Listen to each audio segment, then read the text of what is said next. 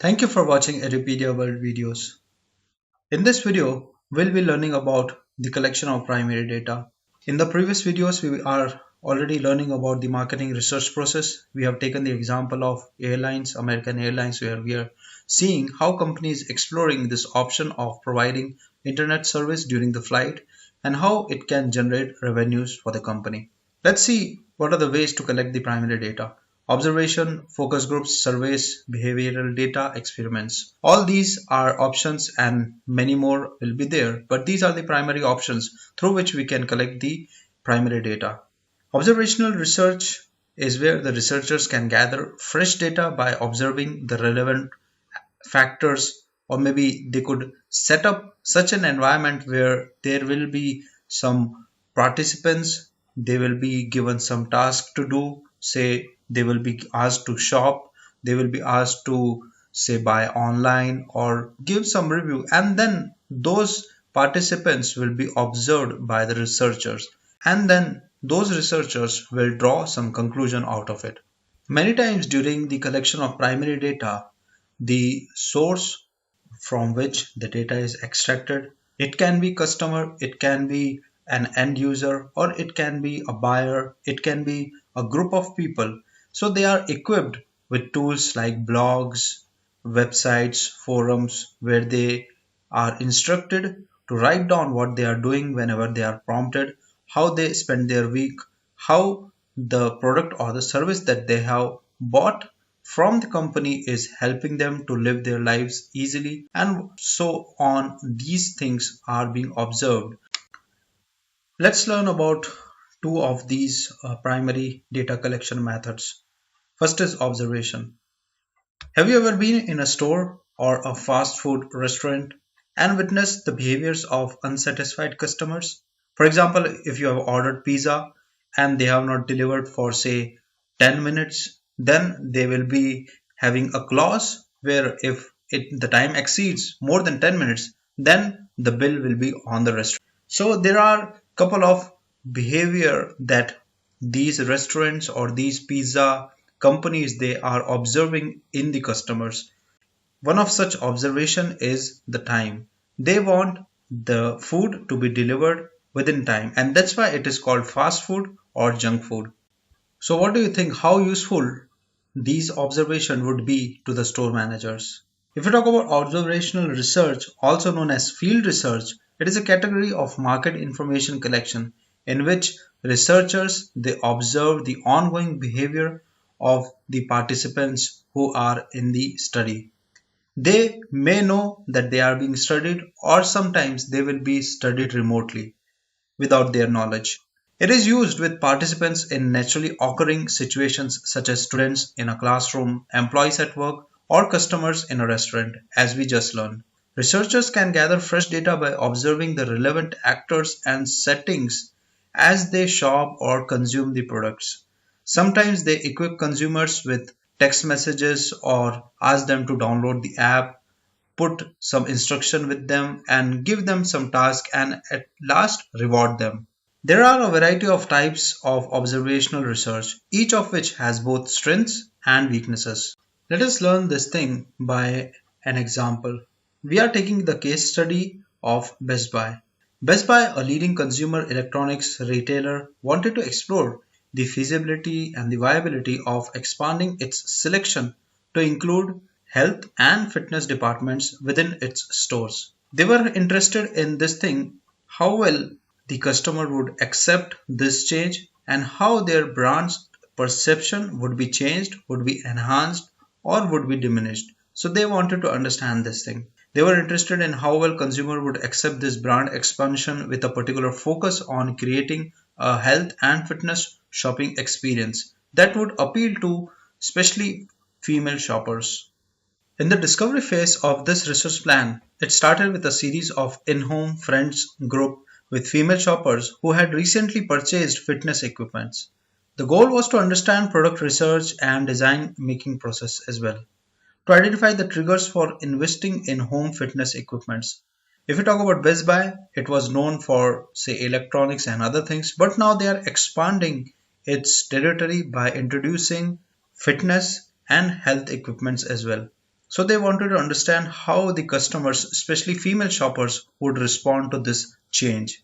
During this, so groups of female shoppers were studied and the discussions were recorded and they were asked to share their buying experiences. The researcher provided Best Buy with frequent updates throughout the discovery phase to assist Best Buy in development of three uniquely staged in-store fitness departments. The feedback that they collected and provided guided the company in both affirming the concept and selecting the direction of their in-store health and fitness departments. Health and fitness sections were added to store across the country. Consumers' expectation about the integration of consumers' electronic with fitness equipment as well as feedback on health and fitness boosted purchases helped to guide initial product selection within those stores. Let's learn about focus groups. Focus groups are the gathering of 6 to 10 people carefully selected by researchers based on certain demographic, psychographic, or other considerations who are brought together to discuss various topics of interest at length. To just help our imaginations, if you have seen any of primetime debate on news channel, you would see if they are discussing upon the topic of economy. So there will be two or three economists, there will be two or three political parties, their representatives, then there will be some researcher or a citizen. Those people will be participating and in that debate and there will be the moderator of the news channel. So this kind of group where there are people carefully selected based on certain demographic, psychographic or other considerations, they are brought together to discuss various topics of interest, and that's how researchers can gather useful information. A professional research moderator provides questions and probes based on marketing manager's discussion, guide, or agenda. In focus groups, moderators try to discern consumers' real motivation and why they say and do certain things. They typically record the sessions and company personnel who are also decision makers secretly observe these sessions. To allow for more in-depth discussion with participants, focus groups are trending smaller in size.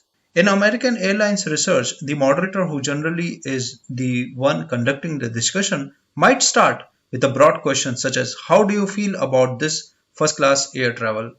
Questions then move to how do people view different airlines, different existing services, different proposed services, and specifically internet service, because that is the topic that we are discussing upon. Focus group research is a useful exploratory step, but researchers must avoid generalizing the focus group participants to the whole market because the sample size is too small and the sample is not drawn randomly. Let us move on to the advantage of focus groups. You can easily measure customers' reaction. A focus group is a useful method that can be used to measure the reaction of customers to a company's new product or to a company's strategy or services. Focus groups usually provide immediate ideas for the improvement of a particular product or concept. They also help to identify product requirements for the end user as well as the other needs that can be addressed by the company in order to generate more sales. They also help identify the product requirements of end users as well as other needs that are not addressed by the companies or their competitors. In addition, focus group provides insight on current position of the company's competitors in the mind of consumers as well as measuring the reaction of customers to a product's design, packaging, price, and ultimately its message. Moving on to the disadvantage of focus groups. First disadvantage is that they are not as in-depth that they should be. Compared to individual interviews, focus groups are not as efficient in covering maximum depth on a particular issue. A particular disadvantage of focus groups is the possibility that the members may not express their honest and personal opinions about the topic at hand. They may be reluctant because of time issues, they may be reluctant because of disinterest, or they may be altogether reluctant that they may not even show interest in your handshake as well. And they may be hesitant to express their thoughts, especially when their thoughts oppose the views of another participants. Another disadvantage is expense. They are expensive. Compared with surveys and questionnaires, focus groups are much more expensive to execute. You need to hire people, you need to hire places, you need to give them resources, and maybe pay a small price as well.